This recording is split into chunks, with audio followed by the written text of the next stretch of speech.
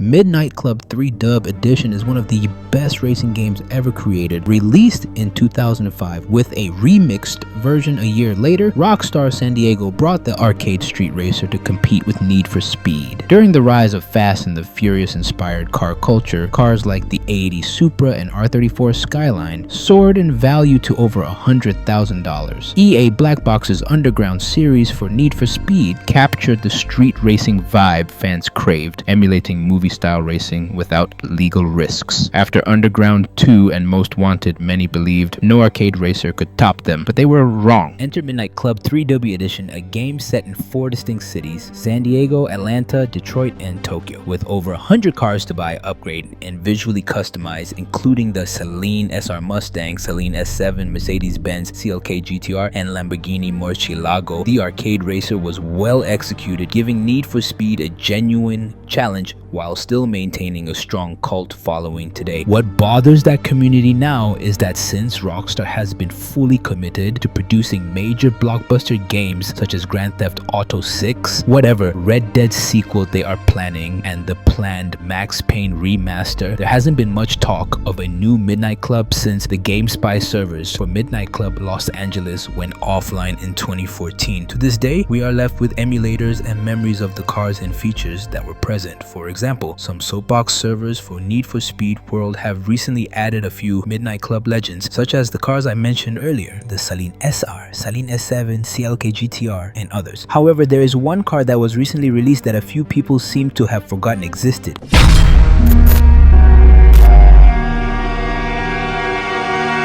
This is the Cadillac 16, now available in Need for Speed World thanks to the team at WorldEvolved in Russia. The 16 was the final car you unlocked from the main career campaign in MC3, which means you defeated all the rivals, conquered all the different car and bike clubs, and finished first in all tournaments in San Diego, Atlanta, and Detroit. I know our world isn't unfamiliar with 16-cylinder engines in cars. We've seen the Cizeta Moroder V16T classic racing machines built in the 30s by Auto Union and Maserati, as well as all of the cars Bugatti made and is currently making. Back in the day, these engines were used in airplanes. But did you know that Cadillac was the first car company to put these engines into production cars? From 1930 to 1940, Cadillac introduced the V16, its flagship vehicle at the time, with several different body styles and weighing between 5,000 and 6,000 pounds. These heavy, torquey monsters housed a 7.4-liter V16 engine producing about 185 horsepower. It doesn't seem like a lot today, but it was huge back then. In 2003, Cadillac revived the 16 name and created this concept car, which served as a working design study for future vehicles made by the company. The 16 was Cadillac's way of saying, yes, we can make cars that are as powerful and as luxurious as Rolls-Royces, though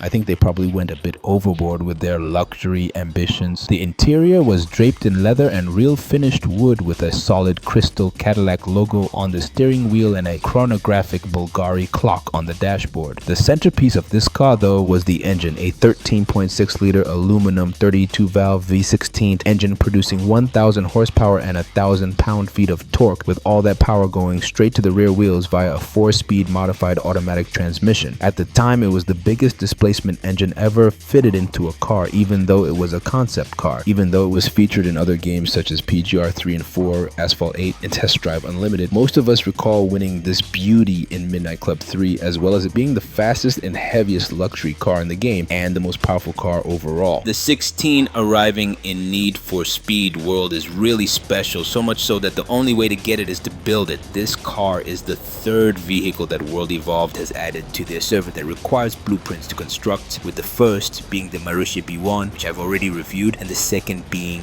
the Volkswagen DP12 Nardo Coupe, which I'll review later. That said, special thanks to WorldEvolved for giving me access to this car so I can show you what it can do and what you can do with it. Weighing in at 5,005 pounds, the 16 is no lightweight. Electric cars and some hybrids these days might be heavier, but for a traditional car packed with tech and luxuries, with the engine being the heaviest component, you can imagine the balance of this car being a bit off. It feels like driving a very long truck that doesn't tip over as easily. Its steering speed feels slow, and it loves to oversteer. Like, it really loves to oversteer. This isn't the type of car you pick for events on technical sprints and circuits, as it's just not agile or responsive enough to compete. However, this is a car you take on sprints and circuits where straight line speed is crucial. At 236 miles per hour or 380 kilometers per hour, the Cadillac 16 is the fastest A-Class car in all of WorldEvolved. The only other cars that come close are the Nissan R390 GT1 and maybe the Corvette C706. Other than tracks with long straights and bends, the main use for this car is pursuits and team escapes because it can serve as a high-speed battering ram against roadblocks and rhinos. Its straight line speed is actually quite impressive for its size. Even with a 4-speed automatic and a rear-wheel drive, it launches very quickly off the line thanks to its strong nitrous, and the enormous torque from the engine allows it to accelerate faster than most A-Class cars all the way to its 236 mile per hour top speed. Regarding customization, besides the new luxury rims added in the update that came with this car, there's not much you can do visually. No body kits, no vehicle specific spoilers or extras. You can't even install lowering kits on this car. Ironically, in Midnight Club, the 16 comes standard with 24-inch rims. You can install 28-inch rims and lower the car by about 7 inches. Therefore, the key point here is the car's performance. How does the 16 compare to other Midnight Club legends that are capable of A-Class? Well, WorldEvolved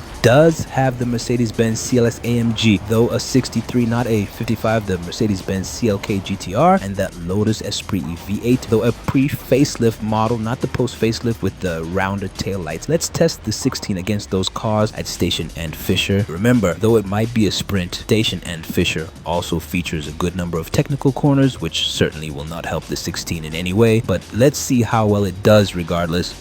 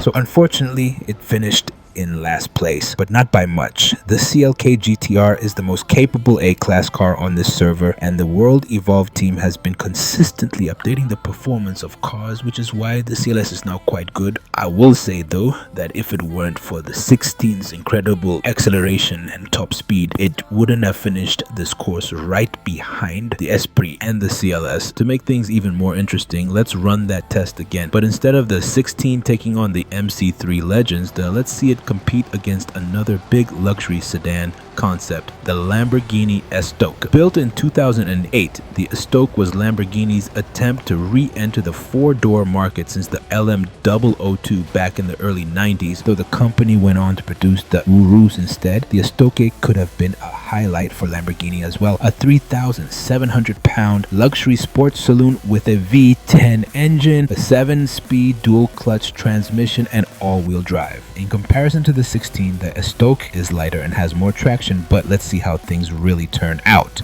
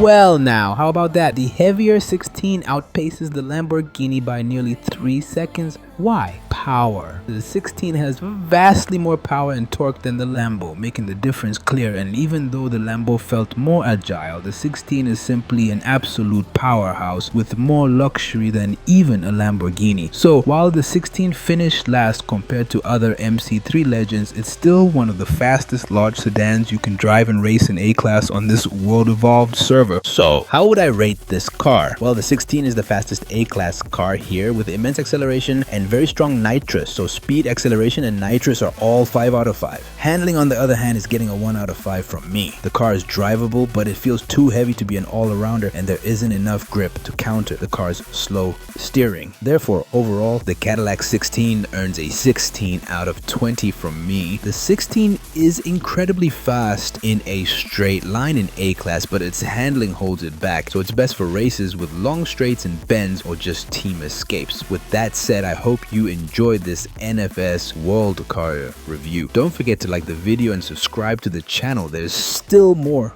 to review and test in both this game and Asphalt, so keep an eye on my community tab for updates and your thoughts. Until then, stay safe and I'll see you later.